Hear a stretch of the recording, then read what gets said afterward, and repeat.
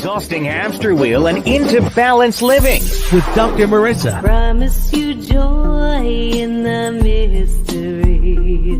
Dr. Marissa, also known as the Asian Oprah. Her mission, to be a beneficial presence on the planet. Her purpose, to be your personal advocate to live, laugh, love, learn. Her life motto, don't die wondering. Take back your life with Dr. Marissa Pay.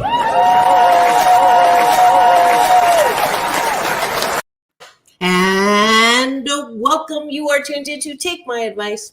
I'm not using it. Get balanced with Dr. Marissa, the morning show here on NBC News, CNBC News, and NBC Sports Radio station KCAA, AM 1050, FM 102.3, FM 106.5, and streaming everywhere. iHeartRadio, Spotify, Stitcher, iTunes, TuneIn, Amazon Music, Audible, Tiki Live, Rumble, JOSN, Podchaser, Spreaker, and more.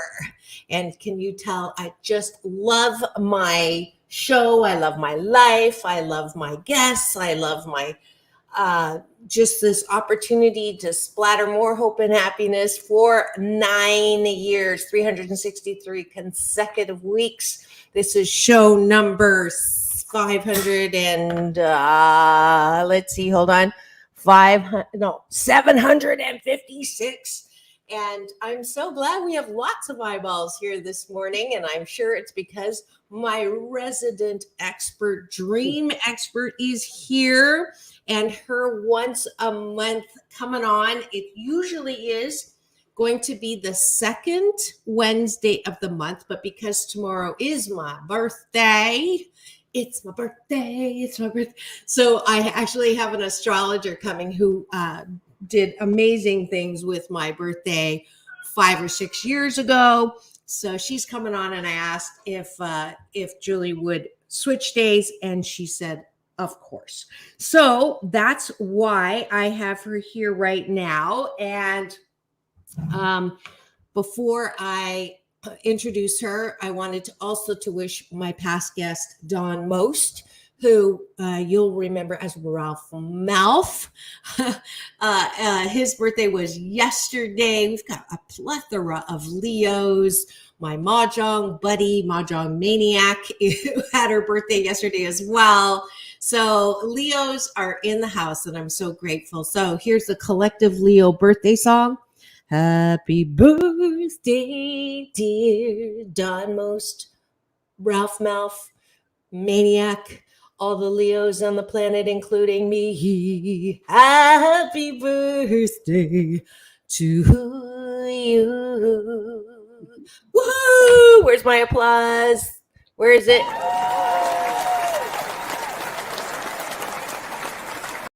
To warn you, Sam, in the audio engineering capacity, but I'm just so, can you tell I'm naturally high? I'm really, really enjoying this year, especially, even though I'm ageless, because I haven't really been celebrating birthdays. Not that I'm embarrassed or reticent about turning older. I just really believe that, just like it's better to be thought a fool and then open your mouth and confirm it. It's better to be thought young than to open your mouth and disconfirm it, especially when you don't like being a cougar. So all the guys yesterday that said, oh, you're turning 35. I love you. I will continue to be #ageless as long as I can. So enough of that. I'm delighted. I think it's her third time back in my studio. Julie Loar is the highly awarded author of 8 books and a dozen articles. She's an expert in symbolism and has worked with dreams, including interpreting dreams live on national radio for decades. And I'm bringing her back. Her latest book, Symbol and Synchronicity, Learning the Soul's Language in Dreams and Waking Life, has won 5 international literary awards. It's a practical and comprehensive guide to working with dreams and learning their language. Please welcome to my studio, back to my studio, Julie Loar. Where's my hold on one second.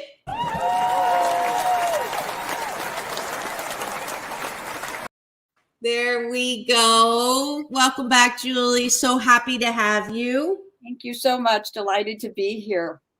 Wonderful. And we're not going to do gratitude sandwich breakfast this morning because I want to give a lot of time. I've got a dream that was sent in yesterday, and then we have someone in the green room waiting to come in, Joanne, you're going to actually do an interactive. And then since the last show, I actually had dreams, and which is really hilarious because I never remembered my dreams. But for those of you who are in the same boat, a lot of friends of mine said, I don't dream. The truth is, what I learned from Julie is everyone dreams at least 2 hours a night when you're sleeping, unless you don't sleep at all. And whether you remember or not is another story. Is that correct? That's right. And that's what they found in sleep and dream clinics. Loss of sleep turns out is endemic in the country. And so that's what they've discovered, that everybody has 4 or 5 sleep cycles, that they go from different stages of sleep, and everybody dreams 2 hours every night, whether we remember it or not. Perfect. You got it from my resident dream expert. So first dream is he's a young man and he doesn't usually dream. And he's actually related to the last time you were on those callers. Do you remember? So he had a dream that a green snake was trying to bite me and his mom. And then he backed off. The snake backed off. And I believe it was green and slithery. So what do you think that might mean for him? It's a great example of dream symbolism and how it can change. And when I work with people, and in the book, it explains that some people are terrified of snakes. And so when they dream of a snake, it might have a completely different meaning.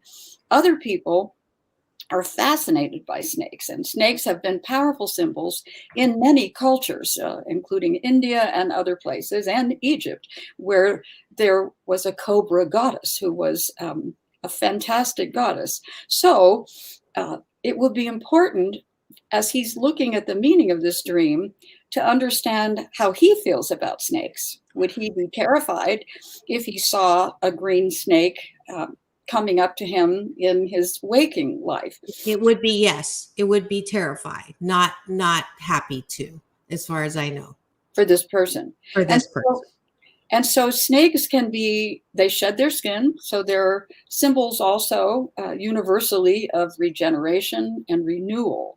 So because it was about to bite him, and it would be something terrifying, then it could represent something about his own creative energy. What might he need to shed in his own life? What might he need to let go of and regenerate something, probably his creative energy? And what did he inherit on his mother's side of the family, since she's also part of it?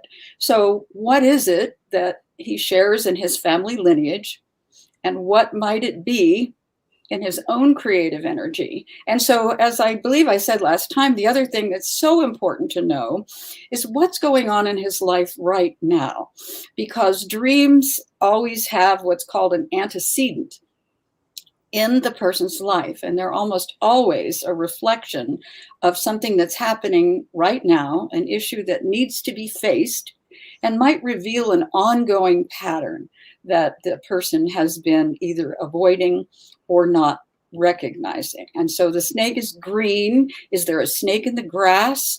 Our psyches often communicate to us through humor, through plays on words, but the snake backed off. So he may be regretting something he said, or there may be an issue that isn't addressed, but it sounds like it's going to pass because nobody got bitten. So hopefully those are a few questions to get him thinking about what's happening in his own life. That's totally great. And I'm oh, hi, Colt. It's one of my favorite guys. Just joined the Instagram. I'm trying to add Instagram to the plethora of platforms here, but that was just for a past guest of mine. And the first part I didn't get on Instagram, but you said that the green snake also sheds his skin. so I wanted to get this on the recording, is that it might represent something that he needs to let go of. Is that Yes. what you said? Yes. So something he might need or want to let go of. So there it is for you to ponder. Great suggestions. And it just brings up how dreams are not just flights of fancy. Dreams are things that you can actually learn from. And I'll just review, see how well I do. There's 3 kinds of dreams. One is feedback dreams, one is encouraging dreams, and one are big dreams. How did I do? Did I remember that? So just now you heard Julie talk about things to think about when you have a dream. Is it giving you feedback? Is there something you need to shed? Second is attaboy dreams. Is it encouraging you because it did not bite you? And then big dreams, is this a symbol of a bigger something for you to let go of, or something you're not facing? So there, I'm learning. Great job. Wonderful. So hopefully you get something from that. Colt, if you have dreams and you want to put them in the chat, you're welcome to. Colt's my bump partner on the red carpet, and his dad just had a birthday too. And I already sang to him the other day. So you can tell him, Colt. Greg Reed is a great friend of mine, and Colt is his fabulous son, who is all over my social, and I love him for it. All right. So there's...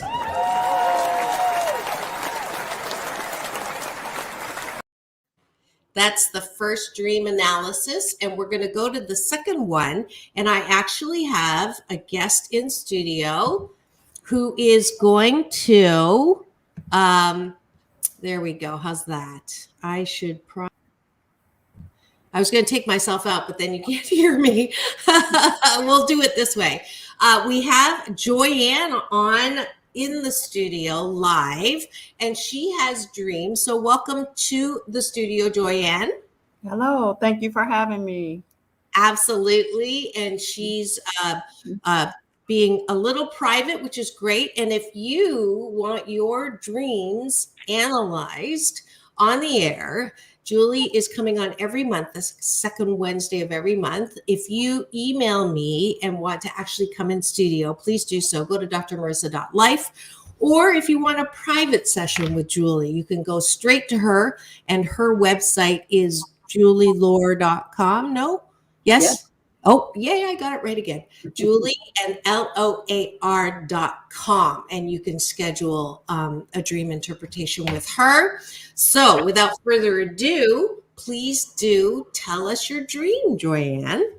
Okay, so I was outside and exercising, and out as I look out on the earth, all I had was between the earth was land and water. So think of like a line between. So if I was to step to the left, then it was water, or if I stepped to the right, it was just land, and the land was grass. So when I looked around, that was kind of weird because I didn't see any concrete or sand or anything like that. So I was actually working out. So when I turned around and I saw that it was just water, it became very dense and foggy, and I couldn't see. And then I looked up, and then I saw clearly a plane that passed by in the sky. And then after that, I just woke up. And this dream, I remember, I don't remember my dreams, but sometimes I'll remember bits and pieces. And since Dr. Marissa's asked me, I've had two or three dreams just in sleeping and napping, but I still remember this dream. So I don't know if it's feedback or what. Thank you. You're welcome. You're welcome, Joyanne. And in a sense, it's kind of a textbook dream. So symbolically, water always represents our emotions, and you're in a sense straddled between water emotions and land, grass, which usually represents grounding. You were working out. So perhaps that's a symbol that what's represented here is in your work life. The fact that you saw an airplane flying overhead, airplanes are said to represent, or flight is said to represent, moving to a higher level, but it also introduces the element of air. So other than fire, you had all three of the major elements represented in your dream and what you remembered.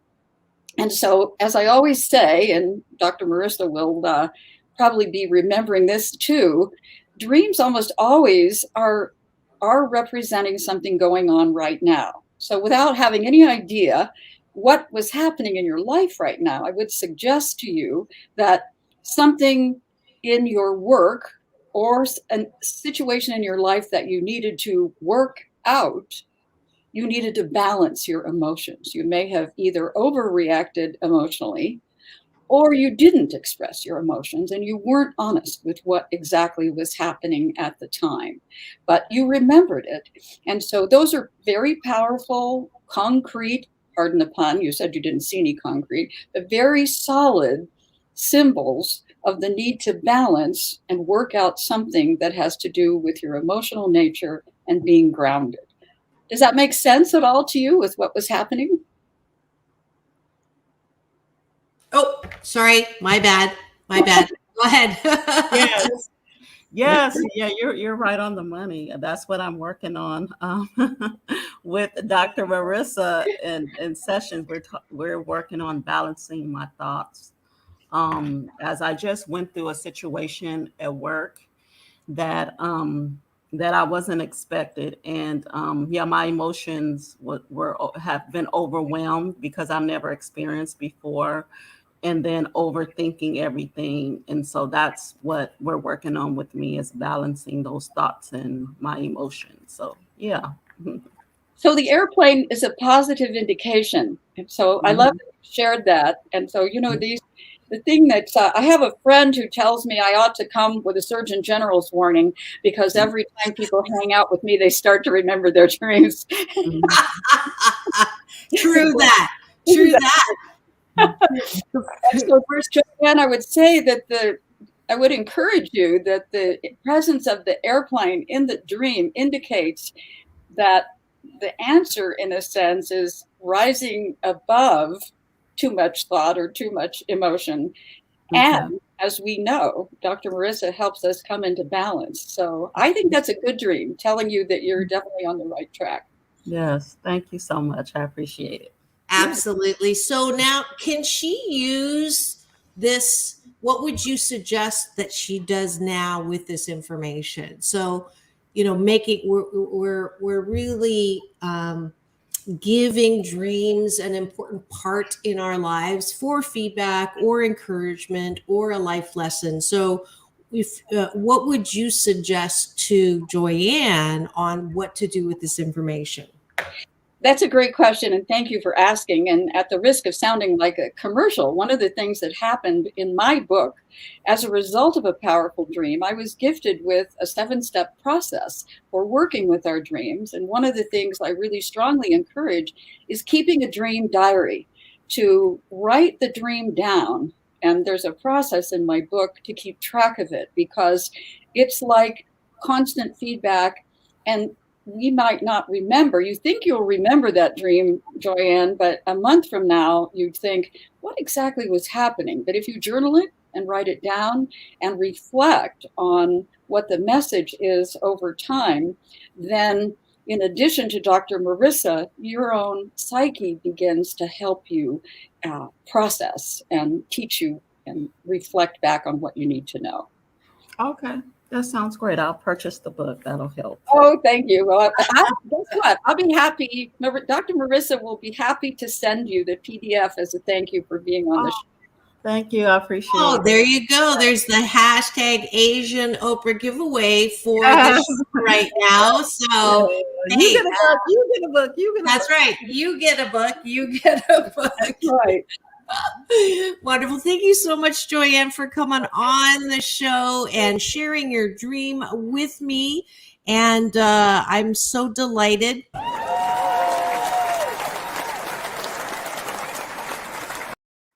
and we have lots of people waving at me on Instagram. Super excited about that.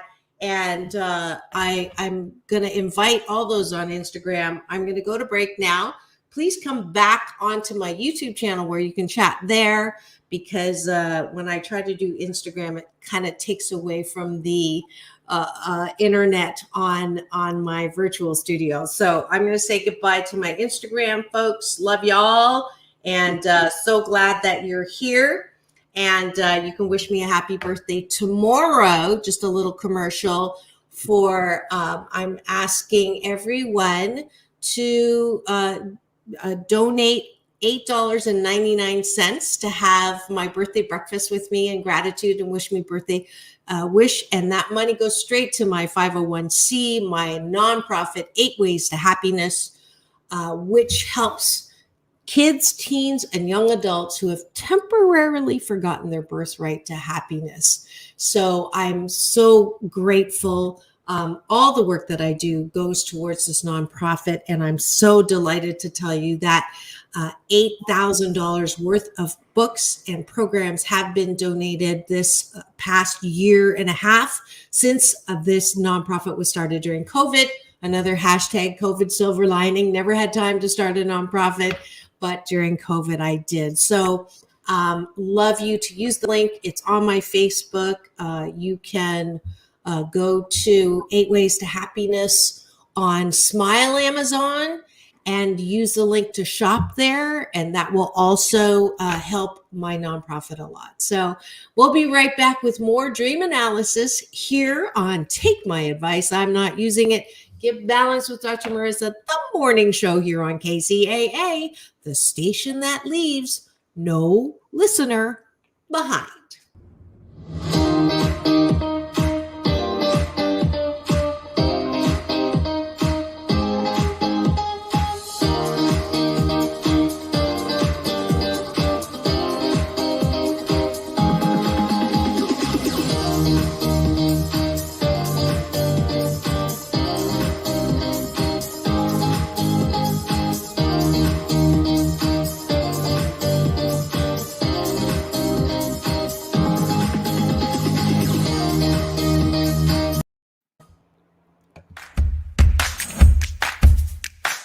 Well, she has been dubbed the Asian Oprah, and she just wants all of us to be happy.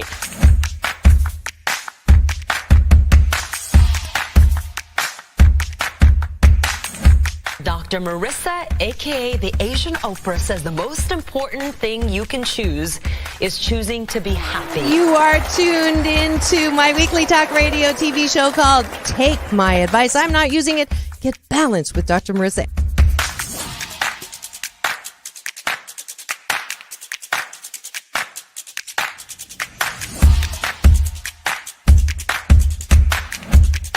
That's the idea for Dr. Marissa Pay's new book called 8 Ways to Be Happy. Many of us say, I am my own worst critic. Nobody's harder on me than I am. And my response to that is, stop it! Why are you doing that to yourself? You have to be your biggest fan, because if you can't at the end of the day say, I did a good job, who is? We don't have to constantly be angry at the things that are wrong. Why don't we choose to be happy about things that are right? We have the choice. That's our muscle. And life is so amazing if we can see it.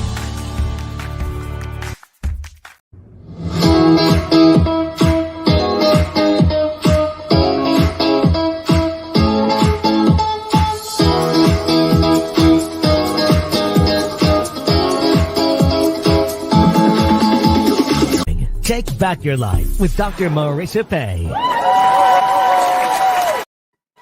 And welcome back. You are tuned in to Take My Advice. I'm Not Using It. Get Balanced with Dr. Marissa, the morning show here on KCAA, NBC News Radio Station, AM 1050, FM 102.3, FM 106.5, and streaming everywhere. iHeartRadio, Spotify, Stitcher, and my YouTube channel, where you can get all past 756 shows, but who's counting? Along with my new short film called PPP, Post-Pandemic Possibilities. That's free, so free subscribe, as well as my interviews with the fabulous Backstage with the Temptations, Otis Williams, the original founder, as well as my interviews with Jimmy Kimmel and Julie. You're Julie Loar. Jimmy Kimmel and Halle Berry and John Travolta and Quincy Jones, and a breath of peace and comfort to John Travolta's partner, Olivia Newton-John, who passed yesterday after another bout with cancer. But we know she is not gone. She is on the other side with my father and those who we love, that we all go back there, and I'm not taking away from your pain, but I am encouraging everyone to remember people whole, that the grief on the loss does not have to last forever. So a deep breath in and releasing peace and comfort to all of those close to Olivia Newton-John. What an inspiration, what a legacy, and what a woman. And I know we can live our days out being inspired by her music and who she was, and getting physical. I love how she completely, continued to be creative with her life, and what an inspiration she is for that. All right. So since it is my birthday tomorrow, it's all about me. The rest of the show, how much time do we have? Yeah, we have enough time to do my dreams, which Surgeon General warning, I never remembered my dreams until I had Julie on the show. And so I'm just going to jump right in. Oh, actually, Julie, you were telling me there's something significant about my actual birthday tomorrow, August the 10th. Yes. What is that? I wanted to share that with you and all the Leos out there that are born around this time. It's in ancient Egypt, the bright star Sirius, brightest star in the sky from our perspective, was also seen as the goddess Isis. And when Sirius rose before the sun after being invisible for 70 days, that was Egyptian New Year. And shortly after that, the Nile flood happened. And 4,000 years ago, it happened at summer solstice. But now, because of Earth's motion through the sky, I don't want to get too technical, now that happens right around now, right around your birthday. So if you were to go out tomorrow morning on your birthday before sunrise, you would see the brightest star in the sky rise ahead of the sun. That's called heliacal rising. And you could imagine that majestic star, famous in every culture, is blessing you on your special day. And it's called Lionsgate. I'm not sure who made up that name, but it's a cool name, isn't it? So, it is a very cool name.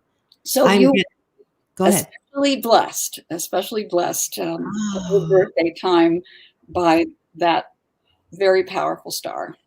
I'm getting emotional. I love it. Tears are the disinfectant that keep my heart soft.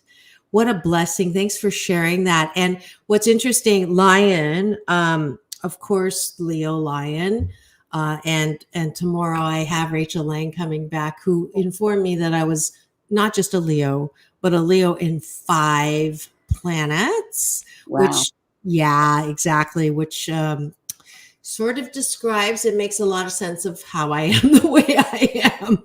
And it really was so helpful because I dropped a lifetime of shame off my back that fated day when she read my charts, because as an Asian woman, I was ashamed of the way I was in front and needed to be on camera and needed to be vocal and needed to speak and needed to be who I am. And I've carried so much shame around that. And the moment she said, "You just can't help it," Right. It was so wonderful. That's why she's coming tomorrow. But thank you for that. Now, here's another thing that you don't know that's interesting. hashtag Naxcidental, not accidental, is that my father's family was very wealthy before the Japanese came and took it all and then gave it back. And then the communists came and took 61 deeds of property from my father's family. They were so wealthy that all the sons were made to dress like girls so that they would not be kidnapped for ransom. And one of the properties is now a tourist attraction in Suzhou in China. Ironically, the plaque says the Pei family kindly donated this property. It is called Lion Forest Garden. Oh, I got a chill. Yeah, so did I. So interesting that you actually brought that up and that I have that connection. So it's all connected. And I'm so grateful for that. And before we get to my dreams, we got one from Tara Tobias Shields. So if I've had dreams my entire life since I was a small child, which are premonitions that come true. Also, I've had many dreams where I'm talking to past relatives, which are very real. How are these kinds of dreams different from other dreams? Tara, that's a great question. It kind of launches us, into another area. But boy, I could talk a long time about that. So let me see how to. Well, I have my dreams, so I'm going to limit you. Yes, exactly. So I'll try to compress this, but briefly as I can say it, all reality is virtual, and what we think of as our waking life is also, in a way, a dream, because it's all energy. And quantum physics is now realizing that time and space, as we really thought about them, are not exactly what they knew or what we believed. So those aren't dreams in the same sense of just your psyche processing information. I believe those are actual experiences. There's a tradition of Buddhism, the original indigenous tradition of the people of Tibet, called the Bon tradition. And they have a practice which people still use called dream yoga. And they believe if we learn to experience our dreams in a lucid way, where we're aware that we're dreaming, that prepares us for what in Buddhism is called the bardo, our after death state. So, Tara, you obviously have abilities and skills, and I don't know how you might be using them in your life, but you're able to move out of this sort of third dimensional belief that this is who we are and this is all we are, when in fact we are so much more, and we actually live in eternity. And you are someone who has the ability and the gift to be able to use that. So I don't know if you use that in your work or you help other people, but so I would just say you're way ahead of most of us in terms of what you know and what you're able to do. So hopefully that makes sense to you.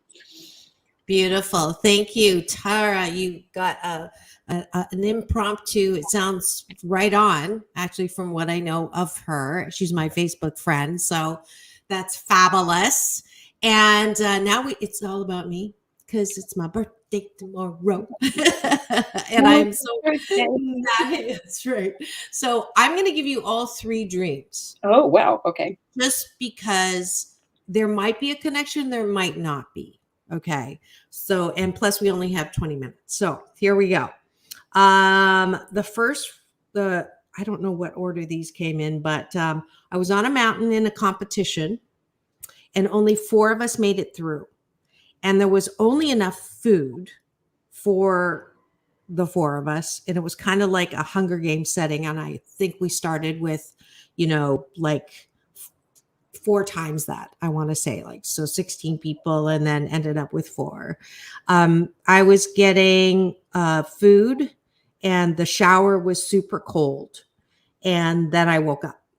And a side question is, I almost always wake up at 4:30 with a voice telling me something, or I wake up at around 6 a.m. no matter how late I go to sleep. Is there a significance to that?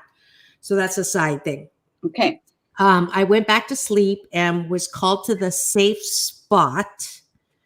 So that was, well, let's just do that dream first. Okay. So then I was in a safe spot with those 4 people. So that was a continuation of the dream that you'd had earlier? No. Yes. I went back to sleep and then I don't know if it resolved itself, but we were all okay. You know, it came out okay. So it was like a dream continuation. Yes. And so you had this dream recently, right? After the last time you were on, when was that? Like a couple weeks ago? Yeah, it was the end of July, I think, the last time. So it wasn't that long ago this time. So a mountain, obviously, these are what are often called archetypal symbols that everybody in all traditions think of a mountain as achievement or as accomplishment. You climb to the top of the mountain. It's a very Capricornian symbol. So the idea is you're at the top of the mountain and you and a few other people have made it this far, but there's only enough food. So I would say it's a dream reflecting on where you think you are at this point and path in your life. You've obviously had a great deal of success, but are you at the top of the mountain? What's next? And what is it that you really wish to accomplish, turn your attention to? More of the same. But when you went back to sleep and felt that you were then in a safe place. And so I would say that's an encouragement dream to say, keep doing what you're doing, Dr. Marissa, because you're there and you're shedding an enormous amount of light into the world and maybe no more mountain to climb. Wow, that would be fabulous. Thank you. That's a good one.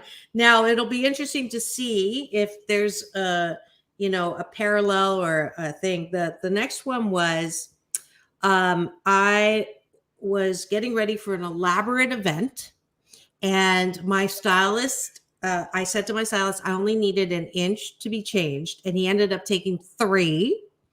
And but I went into this, after he did my hair, I went into this gorgeous staging that it was beautiful. There was pink and purple. Okay. And it was my birthday. And this was well before my birthday that I had this dream. And then I had this, a lot of people around me. And then I was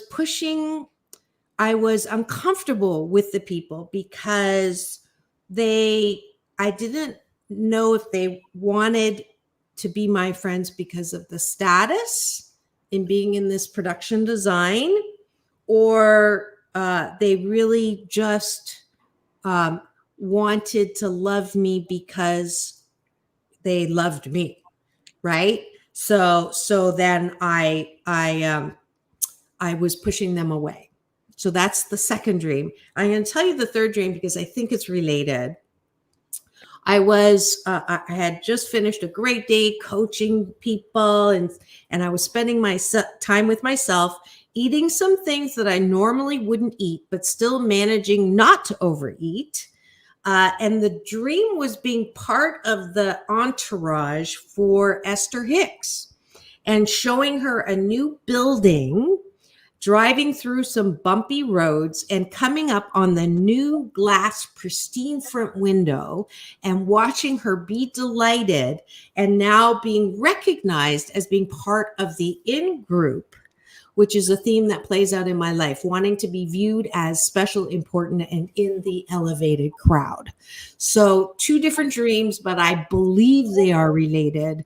And so that's that. And just an aside before you start, the one you just did for Tara, she said, very much an empath. I am a nurse and I do use this. So you were right on the money on that one. And then she said, happy birthday, Tara. So thank you for that. All right. Go ahead. So, Marissa, I think they're all three related. And I would say, and that's one of the patterns when I so encourage people to keep a dream diary. It doesn't have to be anything elaborate. But when we remember a dream, as I think I said on our first conversation, Dr. Marie-Louise von Franz said, the psyche doesn't waste much spit telling us what we already know. And so when we remember something, I like to say it's like holding up a mirror and say, well, do I have spinach in my teeth, or do I look great, or what is it? So I think these are very much related to what you shared in the beginning about shame as a younger person. The middle dream, it's interesting. Stylist, you said 1 inch, but the stylist took 3.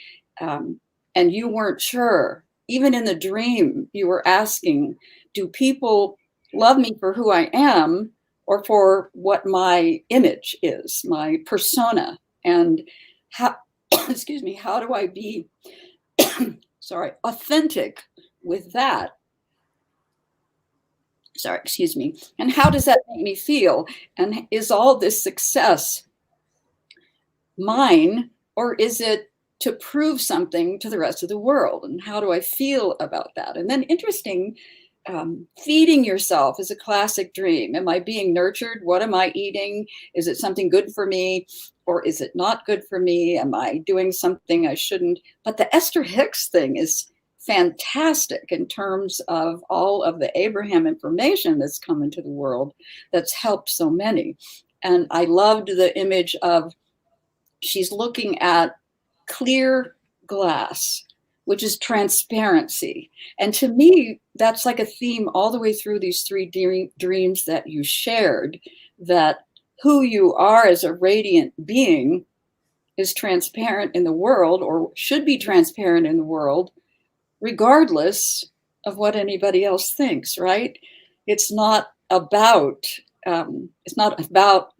what comes back. It's about what we know and who we are and what we give to the world. I think those dreams are confirmation for you that you do it because of who you are, 5 planets in Leo, oh my goodness, and what that means, and not what applause or what else you get.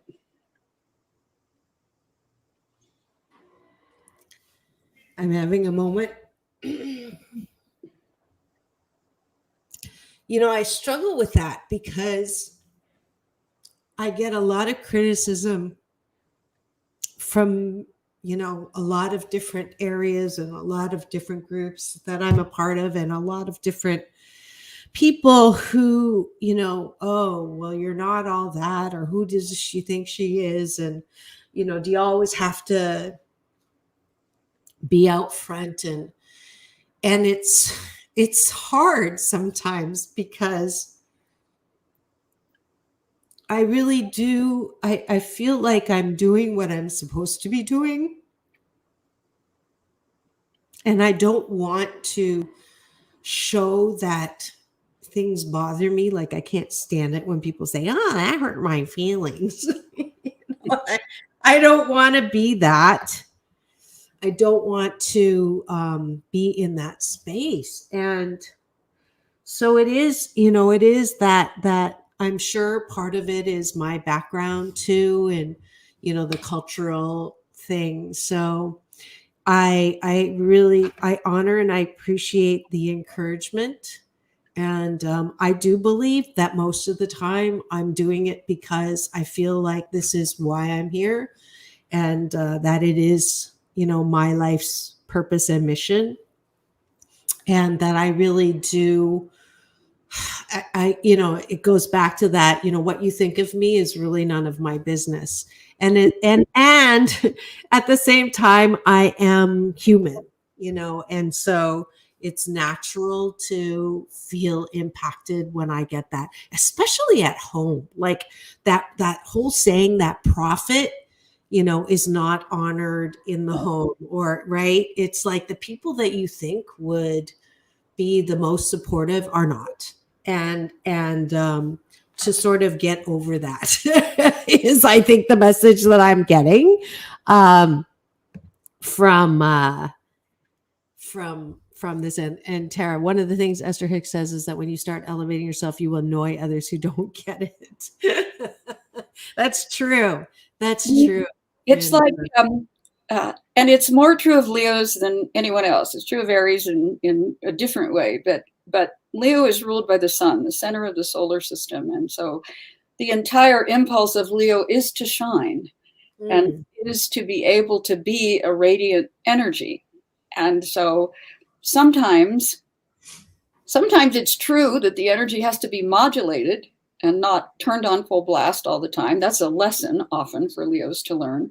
But the deeper lesson is that sense of who you are in the world and letting that light shine unconditionally from the heart. By the way, I have to say, I think I have time to say this. I'll say it really quickly. yes, please. There was a research project done with a man who identifies as Sufi, and I think it was in Belgium, and they brought him to see this instrument. They can now measure a single photon, and they wanted to see if through his intention he could increase the radiance of photons from the heart, which in the average person is 6 photons for a heartbeat. So think about that. We literally emit photons every time our heart beats. Light comes from our heart. So they couldn't make a difference, but it turned out, telling the story quickly, that the family that the meditator, and it was worldwide known, was visiting, the little boy was sick one morning. And so unbeknownst to anybody, when he went into the chamber, his intention went to the little boy. And brace yourself. The amount of photons radiating from his heart went from 6 to 20,000. Wow. Exactly. So with intention, and Leo rules the heart as well. So with intention, we can be a radiant force for good. Your Beneficent Presence Award, I love that. We can be that by sending our intention of love and light wherever we go, unconditionally. And so it's not about, which is a big lesson for humans, because, we're human. It's not about what comes back. It's about what goes out. And so I think those were both feedback and encouragement dreams to you to just keep shining. Thank you for that. I receive, I accept, I feel it. And, the feedback part of it is I have pretty negative reactions to people who criticize or, are not supportive at, one time. Like, it doesn't take much for me to, and I had feedback a long time ago from a best friend who said, you drop people so quickly. And you just sort of slice them out pretty fast. And I don't like that part of me. But I recognize it. On the other hand, I do have a handful of people who love me in spite of who I am unconditionally. And I can have positive relationships with them. And I am vulnerable with them. And I do love them. And I know that they love me. So I'm hearing, is it possible for me to increase my photons to cover everyone? And it's funny because my big brother, Michael Bernard Beckwith, is really good at this. He can love unconditionally. I have to say, God love through me, because I just can't do it right now. I don't want to love that person because look what they did to me, or look what they're saying, or look what they've done. So I'm taking the feedback that I on one hand, I'm not going to beat myself up for it because I'm not perfect and I am human, and I'm 88% fabulous, and 12% of the time I am human. And so when I do have that, knee-jerk reaction, emphasis on jerk, to soothe myself, and it's, I'm doing the best that I can. But I think that this year I'm setting the intention that I really want to stop that I really want to be able to just give and just increase my photon power to 8,000, maybe not 200,000, but 8,000 or even just 80, so that I am not so affected by how I am impacting others negatively. I really want that. That's my intention for my birthday. Well, that's a powerful intention to set for your birthday. And, you know, there's a quote another Bible thing, the rain falls on the just and the unjust alike, and the sun shines whoever we are. You know, it doesn't stop shining because somebody's bad. Sometimes we might wish it would, sometimes have that feeling. But as you know, Dr. Marissa, intention is everything. And holding that intention is just to do our best. And like you say, we can't always do it. Sometimes we do feel vulnerable or hurt, but you have tremendous exposure. There are some people who have such limited exposure, they never know how they're affecting other people in what ways. And so, you know, you're a warrior. There's a reason I believe that, well, there's lots of reasons, but Chinese symbol is a dragon, one of them. I happen to love dragons myself. And so it's, there's a lot in that mythology, and that's a positive force. And so, as I said, just keep shining. I love you. I haven't even known you this long. And I love you too. And I'm going to give you Dr. Marissa's Beneficial Presence on the Planet Award. I don't know if I have already or not, but I'm giving it to you today.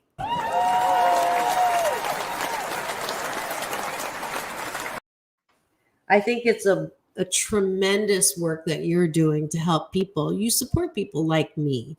You give me the juice that I need to continue to do. And for that, I am grateful. And I sincerely present you with that award, because I think that, you know, it's not easy sometimes being a woo-woo. I call myself the reluctant woo-woo, but it's really, truly thanks to Karen Stuth, who was the reason why actually you introduced me to Karen Stuth. Those of you who didn't watch my first interview with Julie, I met Julie in Peru, of all places. I was rehearsing because we were on tour, the Agape International Choir, and we were practicing in a hotel, a room downstairs, and she heard the music and came in and introduced herself. And then Karen became my editor for 8 Ways to Happiness. And that went number 1, number 4 in Denver Post. And then Julie introduced, and then Karen came back and said, I want to have Julie on the show. So I'm like, it all comes full circle. And now she's become my resident dream expert. And I hope you have enjoyed this as much as I have. And you know me, I just kind of live it out loud. And I never apologize for crying, because tears are the disinfectant that keep my heart soft and keep yours as well. So it shows that I love you and that I am open to all of you here on social media. Let's see. Just Z says, thank you for showing your vulnerable side, Dr. Marissa. And Tara, Heat Show or Heart Show. I think that was Heart Show. But thank you so much again for coming on. This is Dr. Marissa reporting live from my living room. You know the deal, Julie. Peace in, peace out, world peace through inner peace. Now go and have the best day ever. See you tomorrow on my birthday here on Take My Advice. I'm not using it. Get balanced with Dr. Marissa, the morning show. Have the best